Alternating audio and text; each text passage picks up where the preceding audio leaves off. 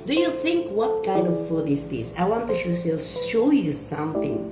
And this is our next vlog, guys. Next time, I will teach you how to make this very healthy noodles. Okay?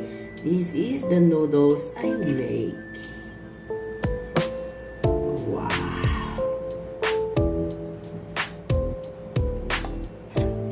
I will teach you how to do it next time on my vlog. But for now, it's just kunting pasilip. Ayan. Maybe you want to eat like this. Gusto mong kumain ng ganito. So, kung gusto nyo kumain ng ganitong noodles, i-reveal natin ang lahat on my next vlog. So what do you think, guys? It's really yummy, right? So paano kaya ginawa to? And yeah, super sarap, di ba? So what's out, guys? Next time sa ating vlog kung paano ko ginawa ang noodles na to.